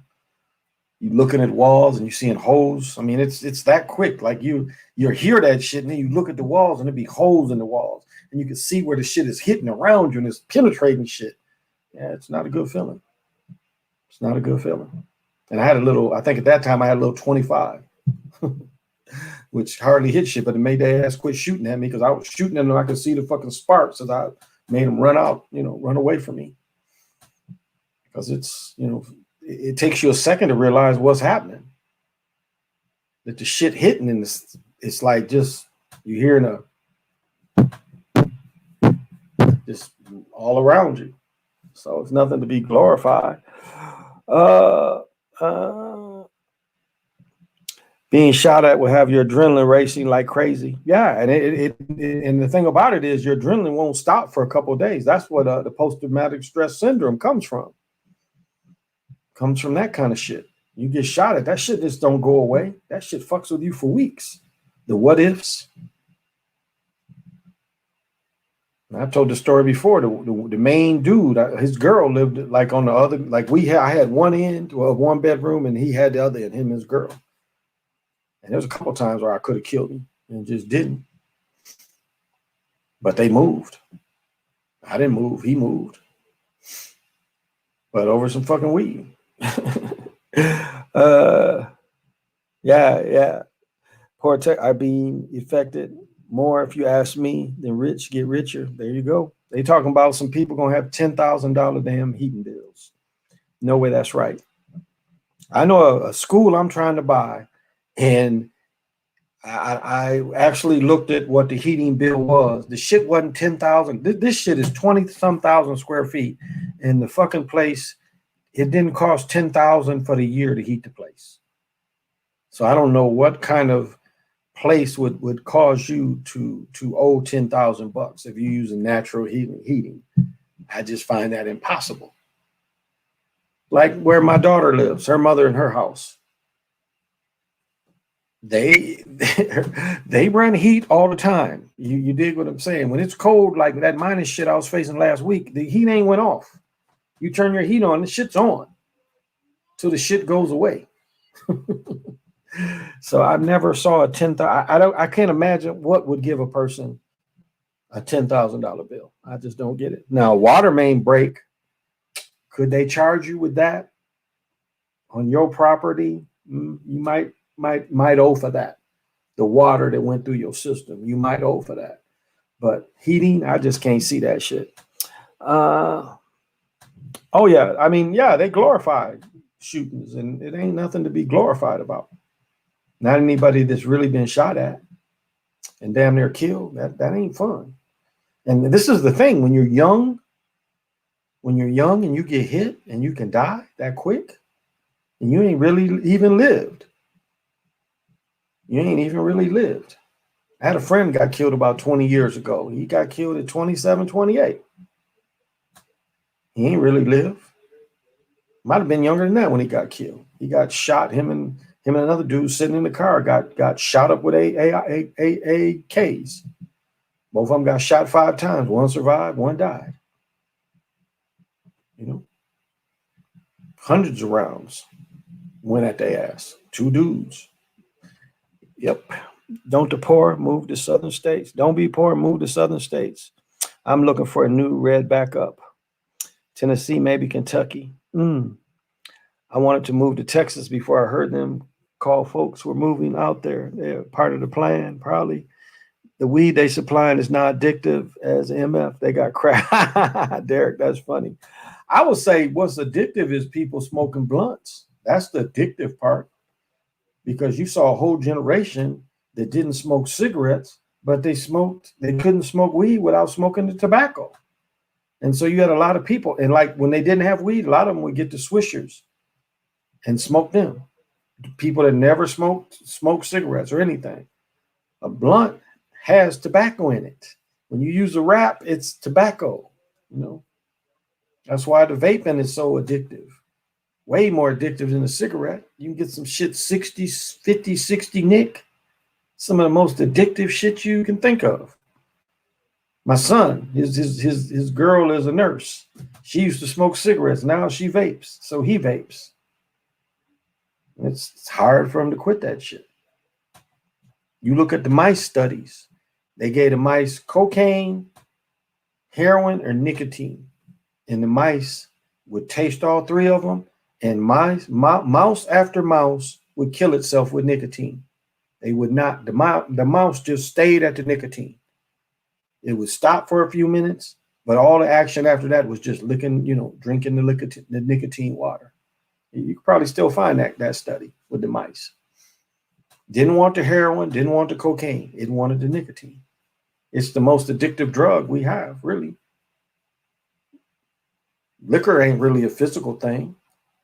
Nicotine is a physical thing, very close to the way you jones for opiates, heroin and shit. Very close. The cravings, your body craves nicotine. Yeah, that's why it's legal. Absolutely. Why do you think they chose to let, if you look at when you get the Rockefellers and the Rothschilds and they killed hemp and they killed weed, because weed and all the things that weed could do for people was helpful. It was going to hurt the pharmacy business because you had something that's so natural. A person to smoke weed or a person to smoke cigarettes. And again, if you watch the 30s and 40s movies, poor people smoke cigarettes, rich people smoke cigars. But you see it in the Hollywood movies, glorifying it. What was it called? Mad Men, that TV show that was about the 60s, and they show everybody smoking. That was a real thing. Everybody smoked. One thing about the Black Messiah and things, Fred smoked Cools. You see pictures of Fred Hampton when he smoked Cools. Now you ask people to smoke, can they smoke a Cool cigarette? It ain't nothing like Newport's a lot stronger. But why do you think they named it Cool? You think about that. Newport. CNN doesn't even show anything about Texas. Yeah, they don't. You got to be in the doggy chart. My family from Kingstree, Corner Andrews and Salters, South Carolina, raised and killed my first dog in my youth, as well as chopped tobacco. Interesting. The weed was good till the government started supplying this legal weed. Shit going all over. Well, it's better than that dirt weed used to come from Mexico, though. That's a great thing about living in Michigan. The harvest always came in late August, September, October. We always got the new harvest. And Michigan grew some of the best weed in the country. At one time, it was the best weed in the world was coming out of Vancouver, Canada, and out of Michigan. And then when everybody killed the crop, you just had the dirt weed coming from Mexico. And everybody would you smoke something the dirt weed. People would pay more to get the better weed and not the dirt weed. But something that doesn't exist anymore is brown weed. You just don't see it. It's all green weed, all cess type of weed. Used to be brown weed, gold weed, red weed, blue weed. I used to have a connect in Buffalo. I would drive from Michigan to Buffalo, kind of driving around the lake. And brother had some of that blue fire shit. That was some best shit I'd ever had. That's why I used to drive to get it. Had them blue hairs in that shit. But I can't do raw weed. That's why I got this motherfucker. I can't do weed. And I got bongs and all that shit. That shit just chokes the shit out of me. Smoking a joint. Oh, I don't want any of that shit. Bubba Brown weed. No, not anymore. Coughing easy. Easy top papers. No, I don't travel anymore. I used to travel a lot. Spiroglyphs. I used to. When I played football and hooped and refed, I traveled, but not anymore. No. Can't really sit for long. You've seen the day I was on Doggy Crown about going merchant characterizing fathers. Okay. The clone weed is not as good. Only certain strains get you there. The new stuff makes you sleepy, and that's it. Yeah, if you get the sleepy type, yeah, it does. Because one of my pens, my neighbor, that was what he had. He had the pens, and it was the sleepy type. Good to go to sleep, but yeah, if you don't want to go to sleep. And I had some stuff so strong where it would literally knock you out and put you to sleep. I'm thinking I'm about to have a nice weekend, do something, call somebody to come over, and shit, I smoked a bowl and sat in my bed. Next thing I know is the morning. That shit that knocked me out. It was a knockout. Cincy weed grows in the desert. Oh, okay. Wow. Ethan, that's what was popular. Like I remember the first time I smoked some real Hawaiian weed, it kept me high for 3-4 days. It was the only time where I remember I'm with my best friend. We go to the campus, Western Michigan. We get this Hawaiian. We go back and smoke some bongs. I drove back to campus. I called myself gonna hoop. Yeah, it was a bad idea. I think I played 2 games and then I sat down and my cousin was in there hooping. He sat down. He's like, "You're buzzed." It's like, "Cause I watched you hoop. You ain't hooping at all." And I remember going home. I took a shower, went to sleep, woke up the next morning just as fucking high as when I went to sleep. That shit kept me high for 3 days. Never had that experience again where I go home, go to sleep, wake up, and still be freaking high. And we only bought like a gram. I think it was $20 a gram, but that shit was potent as hell. Remember smoking something called Red Panama, and it was the best thing I ever had around. Well, during Vietnam, the best weed was called Red Bud. It had the red hairs in it. And that was some of the Vietnam weed that was coming back with the soldiers. That was the buzzword. People was like, Colombian. People wanted weed from Colombia. And Red Bud was Colombian. But that was kind of it was like, do you got some of that Red Bud? Yeah. And that was early 70s. Like right when Vietnam was coming to an end, because I think they pulled out most of the troops in 72. So around then, when I was young. Indica in the couch. My first brownie high was for 2 days. Yeah. You take edibles, the THC level goes way up. Kevin, they blocked you, and he was like, "You good?" Oh, okay. Wow. Interesting. You guys got something going there. Oh, yeah. It's busy day tomorrow. Me and Mini-Me gonna be traveling around, visiting some folks. The weather's supposed to be decent. I'm supposed to get up in the 20s. Again, it was 12 today. Felt very nice. I was burning up in my car. Had that heat going on. So, well, this one can't be very long. I'm really tired. I got to get up super early. And thank you, everyone, for coming and joining me tonight. I really appreciate it. Every time people come and ask questions, I appreciate it. And I don't expect anything in return. And I don't ask for anybody from anything. I really don't. So I appreciate it. You advocated for me. I always respect me if I disagree. I'm getting ready for law school. Oh, cool, Kevin. What's your favorite memory as a young fella? My favorite memory as a young fella. I kind of have a couple. When I was a junior, I caught a touchdown that won the game at homecoming. And the coaches was assholes to me. And the coaches didn't play me at receiver. So I played safety, but I had a good game. And it was homecoming. And at the end of the game, the coach was like, the only thing we can do is throw me the bomb. And so I threw off my elbow pads, lined up, and I raced down. And the safety for them misplayed the ball. And the quarterback put it on the money. So the whole team mobs me. It was just funny reactions from everybody. But that night turned me from a regular football player to person that people started watching. Kalamazoo had a thing where it was called Player of the Week. I was the very first Player of the Week. So a couple of days later, I'm being taken out of school, driven down to the newspaper, and they took my picture.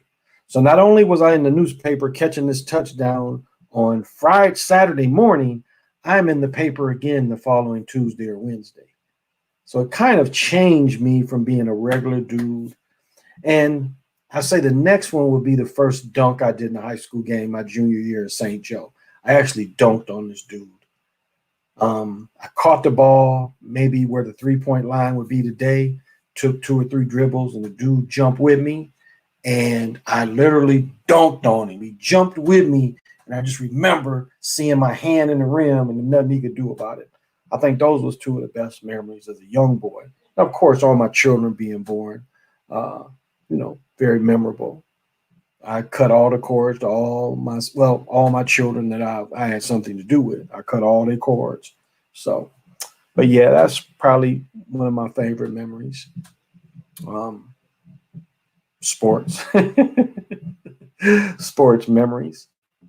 And as a 20-year-old, the first time I astral traveled, really didn't really see that was going to be a lot of the direction of my life. So that was an important moment too, of having that experience of leaving my body and actually talking to entities.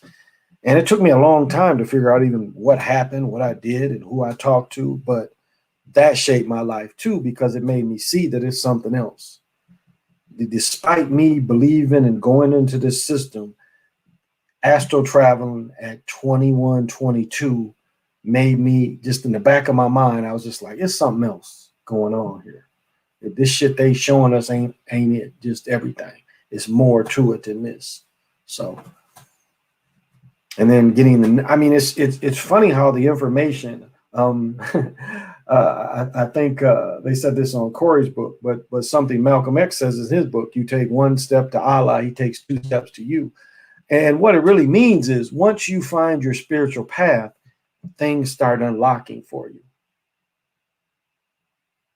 It's like books would be like Be Here Now literally fell off the shelf at me.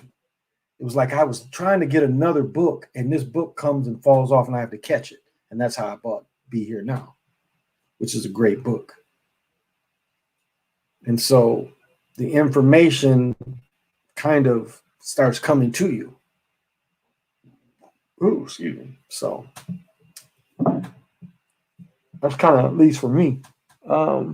I sent you a link to email. When you get some time, let me know your intake. Yeah, I was talking about that, Barbara. I think you came in later. What I was talking about, Barbara sent me the link. And one thing I was telling people, about an hour ago, is one thing she says that I caught is she says, the devil is trying to get you. And then she said, all praise the devil, or I forgot the way I put it, but she's basically said that's who she praised. She said the devil is trying to get you, but he's great and he's glory. And she glorified the devil, making people think that she's talking about Jesus, but the sentence was glorifying the devil. And that's what she did. And that's I watched some of it and I caught that part. I was like, well, she didn't even hide that shit. She thought to pause, but no, she called God basically the devil in front of all. I'm getting the church is empty, but a few people, everybody's on the screens, this stuff. But I watched that and I caught that, Barbara, where she's praising the devil. And she wasn't that slick about it, but she surely did. She surely praised the devil, which I found that interesting. But again, that's what it's like. The Roman Catholic Church is really Jewish faith people. Look at the little hats they wear. Why does the Pope wear a little hat like Jewish faith people? They would be conversos. That's what you see, conversos, which means kind of converted to being Catholics. And we have a Jesuit over there in power now. He's a Jesuit as well. So what you have is people really believing in the Jewish faith. Why do you think the Old Testament and New Testament is stuck together? So people believe in the Jewish faith. I mean, you may call yourself a Christian, but technically you're both. And then the stuff they want to do now is Christian Islam, because Islam, again, they study the Old Testament. So really, none of the religions are really different. They're all the same. Christianity tried to lie and try to say how they're all connected to Jesus, like the whole book connects together, using these names connecting them. But it's all Jewish faith. It's called other names, but again, supposedly the early Christians was all Jewish people, Jewish faith people. Remember that. So it's all the same thing. Now, most people on a lower level don't say that, but people in the higher levels know they all the same. They're all the same. Like this area up here is Lutheran. A lot of Lutherans up here. Lutherans look at things slightly different. They go by Lutherans' doctrine. Because remember, the early Christians couldn't even read the Bible. They was just told about the shit. It was that's where Luther came in, and Luther kind of tongue lashed him and talked about the corruption and shit. But some of the shit that with the Church of England and all that shit, and coming to America to get away from being prosecuted when you study in the same book, still studying the same book. So what are you being prosecuted for? You all are studying the same book. So that's why the Pilgrim shit don't really hold any water, because again, it's the same book. Oh, you caught that too, Barbara? Yeah. You caught that too. Yeah. She definitely used some demonic shit. I'm like, I replayed that part too. I was like, wait a minute, what did she just say? And she just did it so slick. I was like, ain't this? And this is the thing. People listening to that message, and this is what I think I'll repeat what I've said before, is she was bringing that spirit in and pushing it to the people. I mean, she says it. She calls a hex out. She says, I'm going to bring these energies in. That's a fucking hex, if I ever heard of hex. So she hexes everybody because she puts that energy over them. Again, weak people, and if you don't listen to what she's saying, people will miss that part. But she's bringing a kind of a negative energy in, and people might not be into the negative energy, but they're fooled. And this is the thing about religion.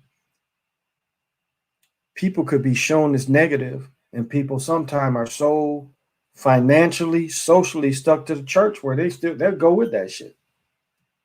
They'll go with it, and they'll. I mean, the deeper you go, you see what it's. I mean, the stuff is out there. You've seen the original. Again, I talked about this. You see the original pictures of Moses with horns. Find the picture out there on Pinterest with Moses with horns, and then you see a goat in heat. And then you see a little child bending over, like the goat's bending over, with Moses at the gate. And it's like, this is his pasture. Why would they show a goat in heat? You can find pictures of Moses doing it to a damn goat. They try to show you his pan, but it's the same figure as Moses. So they tell you what it is. Yeah, spirituality. I mean, that's your personal thing. Yeah, spell casting. Yeah, she was spell casting. I heard she's like, I'm bringing the energy in. That's a cast. It's clearly ruined the world. They are clearly worshiping evil energy. Actually, right. They do. The negative energy. They do. They worship and try to make the negative energy being, they fool people. People think that it's a positive thing, but what they're teaching is actually the negative thing. And there's no excuse. I mean, you don't get an excuse. You take it hook, line, and sinker. You take it hook, line, and sinker. Now, there are people that don't know. There are people that truly don't know. And how should they be judged? I mean, that's the real question. How should people that just think they don't get all of it, and they don't study enough to see the negative, should those people be punished too? Kind of a tough thing to say, because their ignorance doesn't see the real thing. So business, clearly this world is more of a fearful place. They push fear. Most are scared to go. Oh yeah, exactly. Now telling you that hell is here on earth. I mean, hell is cold. When you say what the people going through in Texas with the cold is hell. They put them people through hell. They fear the cold, but yet they've struck somebody with that weapon, with the cold weapon, something that they fear. Because, like I was reading an article, I was saying, with the magnetic pole shifting, the magnetic field shifting, that shit they ain't got no control of. There's trees that when the shit flipped, trees survived. Some of the trees survived. It didn't kill everything. Killed most of the animals, but it didn't kill the plant life. When the poles shift, there's a type of life that was able to live through that shit. So the thing is, yeah, don't fear the cold. Like my daughter says, I like feeling cold. My daughter will say that. I like feeling cold. I mean, normally we be out there playing shit. You know, there's a hill where I wear their asses out. This big ass 6'5" boy living is in the room over there. He was going up and down the hill with her. We got a couple sleds and they slide their ass off. Ice skating, all that shit, you know. I won't sit on a bucket and fish. You got a little house I can go in, I'll fish like that, but I'm not gonna sit on the bucket and be cold. Oh yeah. Cold, dark winter. They kept saying it's disturbing. Yeah, exactly. COVID, yeah, exactly. Just like fear. That's why they came in with the fear. You know, a year ago, my daughter scared to hug my mother because they telling children that children can get older people sick, not knowing it. That's child abuse. But yet they did it to our children. Making our children go into school with these stupid goddamn masks, and they know that the masks don't stop anything. The decline in the shit ain't from the mask. It's from people just not being around each other. That's what you got to look at, the decline of the shit. Now they're trying to say that if you just get one shot. My brother did a show, Revenge of the Ancestors. A lot of people might have caught it, where it tells you that the military people don't even want that shit. The military is bucking back at their ass. And they saying they can't be forced to take it in the military yet. But one of the colonels says we have to get it where we force them to take it. Toilet paper still on the shelves. I built 2 snowmans in the snow. Ha ha ha, that's fun. Ha ha, that's fun. Toilet paper still on the shelves. Yeah, exactly. And they did that. You know, that was a psyop. You know, person showed it. Person showed, look at what my job did. They made us clear out the toilet paper so they could film the things being empty, so people going out there buying that shit. Like, that's going to save the world. Like, everybody just had the runs, dysentery. But look at the paper companies, the stocks. My old channel, I showed all that shit. Georgia Pacific and all them paper companies made all that money. As a matter of fact, the shortage became in napkins and paper towels because everybody wanted toilet paper. Stupid sheep. Stupid sheep. You know, monkey see, monkey do. You led by a piece of candy. You follow the witch with the candy. You know, they hold the shit in front of you and you just following that shit. That's what they did to people. And people binge buying. Now, buying bullets make more sense. And that's what they didn't like. Motherfuckers bought all the bullets up. They ain't like that shit. People bought all the guns. They didn't like that. They didn't expect people to go like that. But people was like, we do not trust you. And a lot of people's finally getting it. If I got to fight, I'm going to be fighting them. Not my fellow man. I'm going to be fighting y'all. And that kind of threw them off. And that's why they're attacking, again, they're attacking Texas because it's the most armed state in the world. And they want to kill their resolve.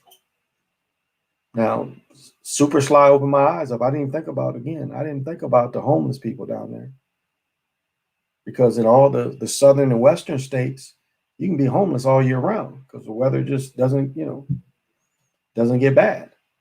Not like it stay 8 or 9 above. You can't really live outside in that shit. You will freeze to death. Shit, 8 or 9 above in a fucking house, you'll freeze to death. You don't have something in there, you ain't under 20, 30 blankets with a couple people, you would freeze to death. And that's what we see. Old people not prepared. I didn't think about all that. And that's the sad. Remind you of what happened in New Orleans with all the old people, you know. Well, guys, I do have to go. I got a busy day. Toilet paper from August, baby wipes and paper towels. So again, I am A Wind is Timeless. Thank you for joining me. And as you know, I always end my show with Eshawn's rap. So